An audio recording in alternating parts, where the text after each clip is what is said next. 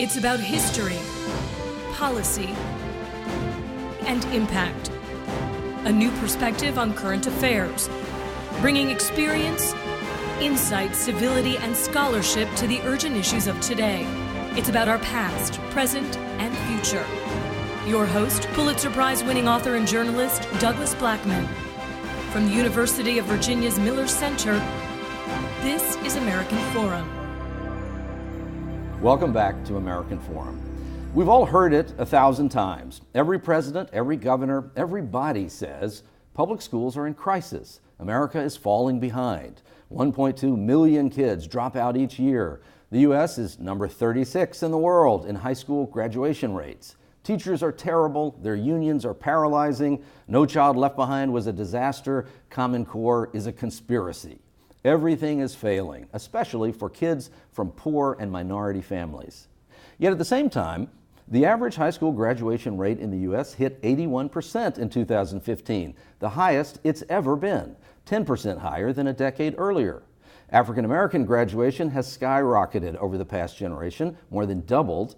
The majority of teachers are not members of a union, and on close examination, those dire comparisons between fifth grade math students in South Korea and our kids in California often turn out not to be quite as damning as we think. So what's the reality? Is American public education doomed or not? Joining us to discuss that are Dale Russakoff, a former Washington Post reporter and author of The Prize, Who's in Charge of America's Schools, and Bob Pianta, Dean of the University of Virginia's Curry School of Education, the author of 10 books, and an expert on what makes teachers most effective in classrooms. It's great to have both of you here. Great to be here. So Dale, let's start with you and the book that you've written. It is a book about big issues in American education, but it's really very focused on the narrative of something that happened in Newark, New Jersey, one of the most troubled school districts in the country, and involving a cast of quite remarkable characters trying to pull off a public-private, nonpartisan partnership around an intractable problem. But briefly tell us what exactly happened in Newark. Well, Chris Christie, the governor of New Jersey, and who's a Republican, and Cory Booker, the mayor of Newark at the time, who's a Democrat, one suburban, one urban, one African-American, one white, one Republican, one Democrat, came together and thought that because the Newark schools were run by the state, they could take the entire system and turn it around from a system that was failing children at a high rate in an impoverished city, and bring in a philanthropist who Mark Zuckerberg turned up and signed up for the job to fund the changes. And what they believed they could do with that kind of political power and that kind of money behind them was take 5 years and turn around not only Newark, but come up with a model that they could then take to every city in the country and solve the crisis in failing schools in urban education throughout America. And that Mark Zuckerberg would use he was only 26 at the time, and he would use his fortune Made from being a founder of Facebook, right? Yes, to fund this kind of philanthropic renaissance in urban education. So what happened? They did not succeed, but I think that the point is they couldn't succeed. You can't in 5 years turn around a failing school district that grew out of a city that's been impoverished for generations, and that there were a lot of issues that, besides just the management of the schools that were wrong. They did, in fact, they didn't transform the schools, they didn't come up with a model they could take anywhere else, but they did some things that, in an incremental way have helped education in the city. The problem is that the children in the district schools, where the majority of children still go in Newark, their scores have actually gone down in the time since this effort was started. And while the charter school, they greatly expanded the charter schools, and those students are performing much better than the average. And you put this together by essentially being kind of a fly on the wall through the process. I mean, as this began, as a reporter and a journalist, you decided to latch on to this and follow the process in a really intricate way, and that's what led to the book. Yes. Yeah, which is it's an amazing an amazing account of the interior of that kind of a process, and the sort of thing that's pretty rarely seen. But Bob, how do the things that Dale has written about in this book apply to the broadest sweep of education and education reform? Well, I think the book captures really well the broader tensions that exist here. You know, there you have kind of a top-down, bottom-up tension. Does change happen because somebody in the governor's office or a mayor's office decide for it to happen, or does it happen because teachers in a local situation decide to make their school better? There's an insider-outsider dimension to it. You know, again, people from the outside coming in on philanthropy, and then there's a sense that that these problems are typically underestimated. There are easy and quick fixes that exist for these. Fix teachers, fix leaders, have a champion leader for every school. So there's an oversimplification. I think there's also not a real appreciation for time scale. That there's no way change happens on the magnitude that it would need to happen in 5 years. Education's really a ground game. You know, kids acquire skills year to year to year to year, and change happens in that very same way. It's incremental and needs to be directed and intentional. And I think for the most part, the story of Newark is the story of most urban education reform situations across the country. It doesn't seem to be that these efforts, I mean, at least in my experience, I've never heard a story like this one that ended on a positive note about that, oh, this was really great, and now the schools in this struggling place are radically different. But have I missed that? I mean, is there some successful version of this model? Well, I think the issue is that, you know, people are looking for a silver bullet, for a magic transformation, a 5-year wonder story, and it is, as Bob said, it's a ground game. It's a slow, incremental process that has to build year by year, and that things do transform over time. But you need people who are going to be there for a generation, not for a politician's life cycle. Yeah, I think this is really a key point, because you could scan the country and find examples of the mobilization of a community, the bringing in of capital from the outside, whether it's philanthropic or from the business community, and real movement on the part of the schools. There was a time when Long Beach, California would be on that list. There are other examples of that. And then the politics change, because the arc of politics runs by a different, on a different time scale. Somebody has a different set of priorities. The people who were there are no longer there, and then that movement erodes. So the need for continuity here is really, really high, and you're mapping that need on, at least for the last decade, an economy in most communities, in these communities that has eroded and created even greater stresses and challenges for these schools to deal with. What are the primary mistakes, other than the fact that they were trying to do it too fast? But what else went wrong in this story?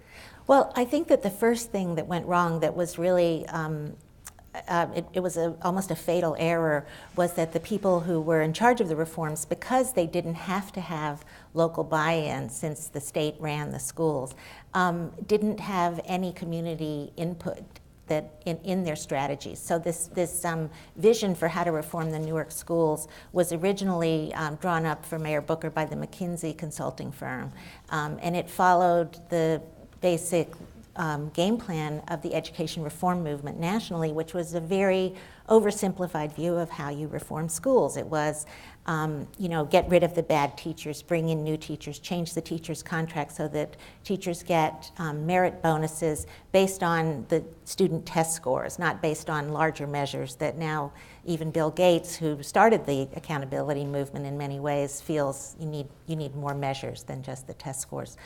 So they had these very kind of simplified views of how to change education, and they were without, the problem in Newark was that the city had a long history of feeling that change had been done to them, not with them. That I think there was more room for collaboration than they had because of the way they approached it. Yeah, I think this is really an example of something you see repeated over and over again around reform efforts, that there's almost a lack of recognition or appreciation for the people and the parents primarily, but increasingly the kids, who are living these experiences in these schools, and they very much want the best for their kids and would like the schools to change and improve. They see day to day and live day to day these challenges, and for people to come in from the outside and say, we're going to fix you, ultimately creates the kind of resistance that then is predicted from the folks that are coming in from the outside, and these follow very predictable courses. Governor Christie froze funding to all of the schools in New Jersey because of a fiscal crisis, and that included Newark. And meanwhile, this reform effort was expanding the charter schools, and thousands of children were leaving the district schools and going to charter schools. And even children who'd been outside, like in private schools or Catholic schools, switched into the system and went to charter schools. But the way you fund education in charter schools in New Jersey is that money comes first to the school district, and the school district then supplies the charter with its funding per student. So Christie froze the money to the district, but meanwhile the district had to spend more and more to pay the charters. So the school district is now in a dire financial crisis. But I'm curious what the two of you think about charter schools and how this, because we've had President Clinton was a big advocate of charter schools, President Bush was a big advocate, President Obama has said much about them, Arne Duncan, his famous Secretary of Education for most of his administration, big supporter of charter schools. So there has been a kind of bipartisan positive talk about the importance of charter schools, but there's also a great deal of controversy about them. But what's your view? Do they work? On average, they're about as good as the public schools. I mean, that's what the evidence says over and over again. Are there high-performing charter schools? Sure, and there are plenty of high-performing public schools as well. So I think, the idea of charter schools, though, I think is a terrific one. I mean, the fact that you have a sector of activity that feels like it needs movement. There's indications that it needs movement. You want to create spaces for innovation and creativity in that so that people can bubble up ideas and drive change in certain directions. Charter schools were initially, that was the reason, that we were going to go down this road. I think it's become more of it gets co-opted by we want to charter schools to compete with the public schools and drive the public schools out of business, as Dale kind of describes. And then it becomes kind of a one-upsmanship. What is the best way to do this, which I think ultimately is one reason why these reform efforts kind of failed. And in Newark, the charter schools, the largest charter school networks, which are the majority of have the majority of kids in them in Newark, do outperform the district schools significantly. And that's KIPP, right? That's KIPP, and also a network called Uncommon Schools. Yeah, and KIPP is a pretty, for those who follow education reform, KIPP's a very common name and operates charter schools in a lot of different places. It does seem to have some of the better data in terms of the performance of students there.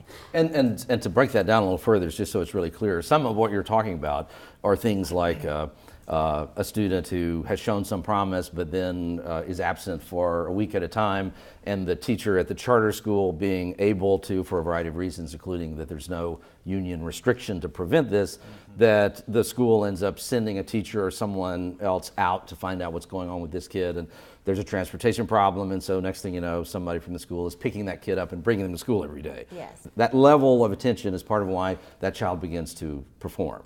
And I think the other thing that sits underneath this is that charters oftentimes have the best ones, KIPP is a good example of this, have a very organized approach to instruction. Everybody knows what they're working on at any given time. The teachers are very, very clear about what they're doing with kids in the classroom, and that instruction is very tightly aligned to the set of performance outcomes that they're using to gauge their performance, and that kind of resource-rich outside of the classroom and very intensive work inside the classroom that's the model that's really been the most effective at moving kids' performance in these urban districts. The way that you guys have been talking about charter schools here and the advantages that they seem to have in Newark is that, does that suggest that what we should do is just essentially make all public school systems charter-like, sort of throw away all of the restrictions that are in place that prevent some of this hands-on contact? Is that where that logic goes? That would be a better approach? Well, I think that logic goes down the road of increasing more even local control in some sense. We have local control in public education, and it creates even further authorization for local activity. And I think you would find that if we went down that road, what we'd find 5 or 10 years after going down that road is, not enough of that is performing the way we want, and we need a more top-down solution. So I don't know whether that's the answer. It certainly seems to me that a greater proliferation of success points is going to be real important, and models can be real important, but I think we would ultimately have that same dynamic of local versus a more centralized approach, rearing its head. And just to add a little to that, one of the other things that charter schools do allow for, and that in some respects was the case here, is a kind of venture philanthropy. That someone like Zuckerberg or some other wealthy person can, or a group of people can organize themselves and bring additional resources to the table. Is that an effective part of the model? It's just waiting around for the Zuckerbergs or the Bill Gates of the world to decide to let loose of their millions, and that'll fix everything? I don't think that there's any way that can be done consistently across the country or even across the urban school districts.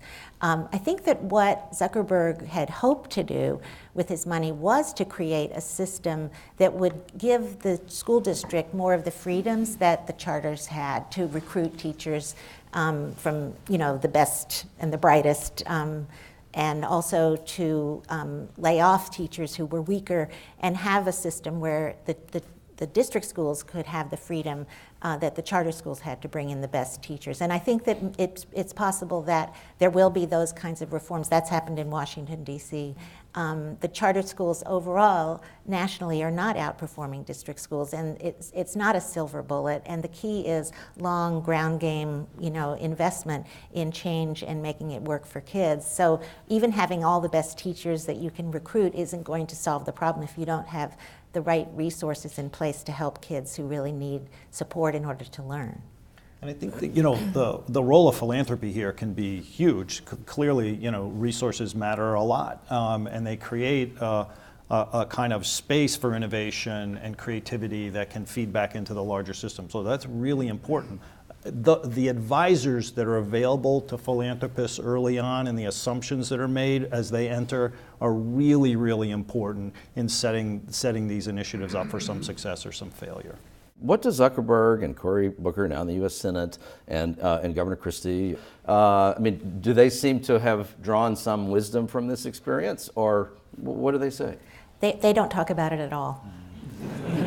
It's a bad marriage that didn't happen. Right. Yeah. Mark Zuckerberg has really, it seems, been changed by the experience. But I don't think I mentioned this was announced on the Oprah show. It wasn't announced in Newark to the people it was supposed to help. The three men, Booker, Christie, and Zuckerberg, sat next to each other along with Oprah. And of those three on the stage, only Mark Zuckerberg seems to have really, studied this and tried to change as a result. So much of what education reform discussion has been about in the last 10 or 20 years, particularly in the political arena, has been essentially a punitive approach to education. If you don't get the scores where they're supposed to be, then all sorts of penalties are going to begin to come down, including reducing the amount of money that you have. And that has played out not just at the federal level, but state versions of that all across the country, where you end up with failing schools denied resources that they need to not be failing schools. Yeah. An utter failure, really, in the sense of a way of executing on accountability. So I think that no one really argues that accountability is a bad thing in and of itself. People should be held accountable for their actions. There should be results of those, and we should have some expectations for what our schools are doing with kids and how they're performing. Yet at the same time, you're right, it was entirely set up around a punitive dynamic. And what we saw was the gradual erosion or the resistance of that dynamic in ways that was really counterproductive for most situations. On the other hand, you also saw, and you would see this in the work that we've done in classrooms across the country, No Child Left Behind, as punitive as it was, created far more attention to what was going on every day for kids in classrooms and for instruction in classrooms than you saw before. There was a much greater use of time. There's very good evidence on this that teachers spent much more instructional time. Was it the right time? Was it the wrong time? I don't know, but it was more time. And they did that because they understood that there were some results on the other end. 25 years ago, African American high school graduation rate was just above 50%. And now it's at least 75%. The graduation rate for white students is up in the 90s. And so there have been some fundamentally positive things that have happened. Is everything going to hell in a handbasket? I don't think everything's going to hell in a handbasket, but I would caution you on citing a graduation rate that keeps going up. That's one of the easiest things to game. is your graduation rate. And in fact, that's one of the biggest problems I have with the recent reauthorization of No Child Left Behind is devolving to the states, and the one metric that the federal government is holding over the state's head is graduation rate. So you can imagine that graduation rate is going to get higher and stay high. The sophistication of what's going on in our classrooms is ramped up tremendously over this period of time.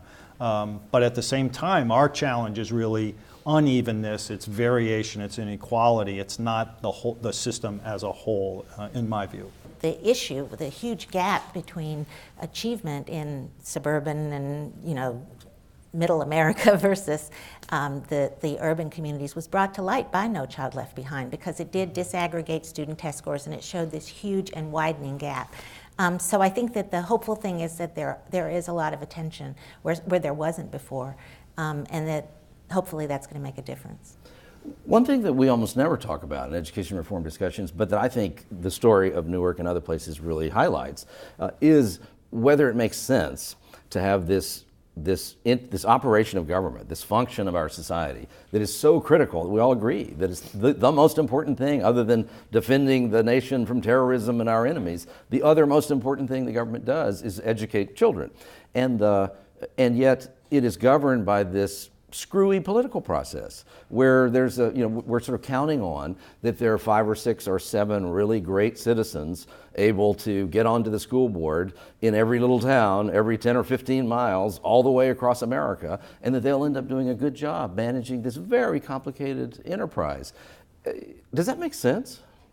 It sounds crazy the way you say it, but I think that, but education is, it has to be democratic. Parents have to have a voice in their children's education. And I think that this is the system we have, and democracy isn't pretty. But my experience with professional educators is that they view the school board always as the bane of their existence, wherever they are. But what do you think about that? Well, I think oftentimes professional educators feel like if they have that feeling, it's because they feel like they're on the end of a chain that just gets yanked. And I think, as Dale described, there's no question of the importance of local engagement and parents owning the school and the democratic principles that operate there. At the same time, I really worry about the information that many of those citizens have when they're in position to make decisions. I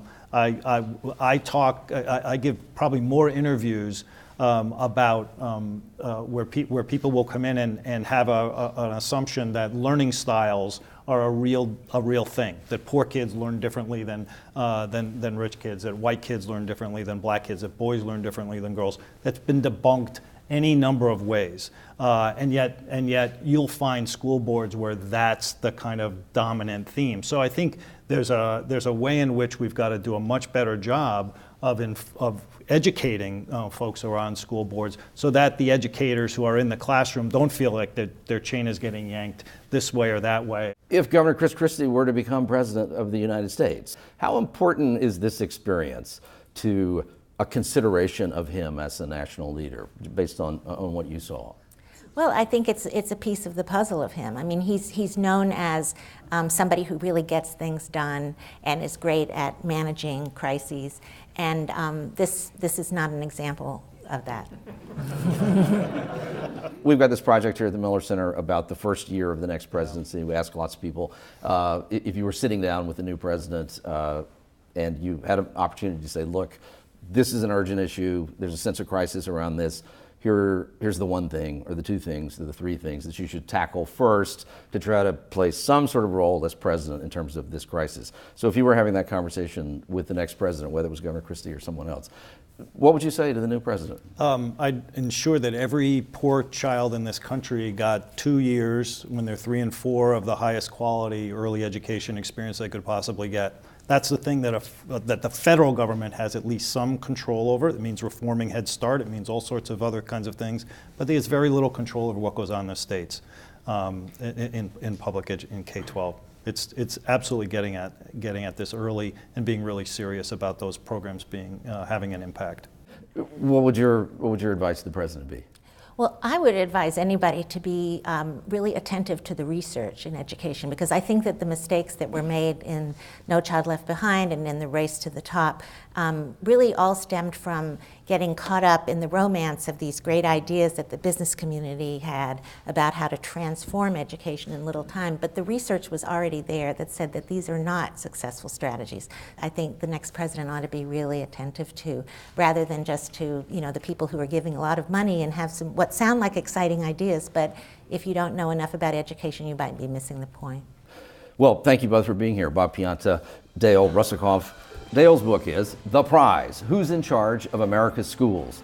We hope you'll join this conversation with American Forum on the Miller Center Facebook page, or by following us on Twitter at Douglas Blackman or at American Forum TV.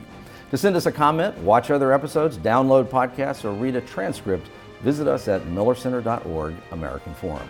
I'm Doug Blackman. See you next week.